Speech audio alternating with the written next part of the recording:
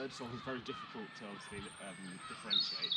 The main problem is you're not really looking out just for the notes, you're more looking out for the structure. It's like understanding the genre of a sonic music. So the robin's tone is quite angelic, so it's quite sort of sweet, quite light, and that, yeah, basically if you're listening to something you think might be a robin and suddenly you hear that rattle, you know that you've got a wren instead. And the rest of the song is very up and down.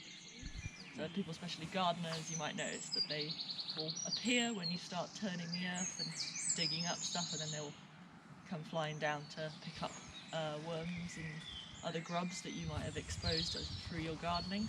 And that's actually a sort of ancestral trait to the robin, but it would have been not following so much humans, but animals like wild boar and European bison and the now extinct aurochs, which is the wild cattle. The blackbirds and song thrushes, the thrushes, sing the earliest because they have the biggest eyes, and they're insectivores, they eat a lot of worms. So basically they can see, they can get out first in the day, so they sing first in the day. So a lot of the time you'll hear the blackbirds and the song thrushes first. Then the robins and the wrens and the wood pigeons, and then some of our warblers like the chiffchaff and the blackcap and the tits, great tits, blue tits, tall tits. The young ones, the ones who are from last year's cohort, and they often will start much earlier, the younger males, and kind of like practice before the females wake up and kind of have a practice round, and then the older the bird, the later it starts singing. Like adults. Kind of like to differentiate itself, I guess. Yeah. Robin redbreast was the one for the robin, and then eventually we just sort of dropped the redbreast and just said robin, so that's why. Yeah, that's kind of the official name.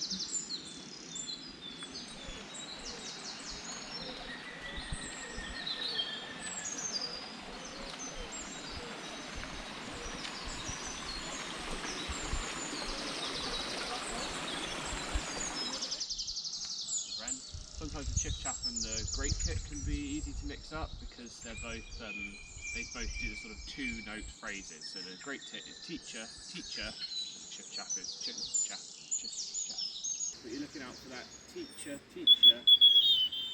It's almost sounding like teacher, teacher, teacher. Stop. That's the robin mimicking the great tit. So that's yeah.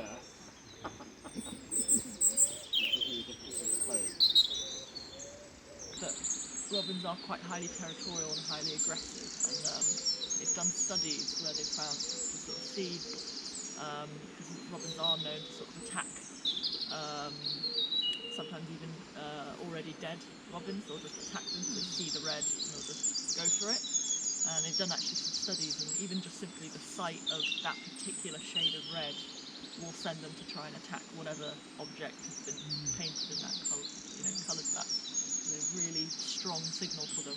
The young ones that are still not mature don't have the red, and that's probably to sort of keep them out of trouble, basically. They don't have the red. The willow warblers winter in North Africa, and then you've got quite a lot of warblers will winter in sub-Saharan Africa. They'll be around the Sahel region.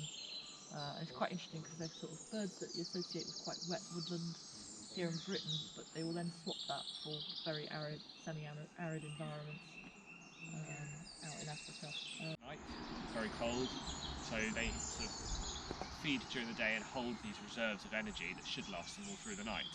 But ideally you want to overcompensate and you want to have too much energy. So you survive, and maybe they're getting rid of that last bit of energy, that last bit of before they start feeding for the rest of the day. I suppose it signals also that they're like, if a bird's doing very well, it can wake up in the morning and start singing.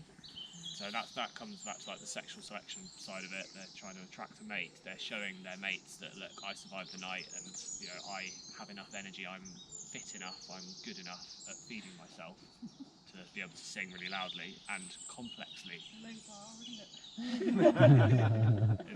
In starlings, there's a thought in starlings that the females prefer males with more complex calls.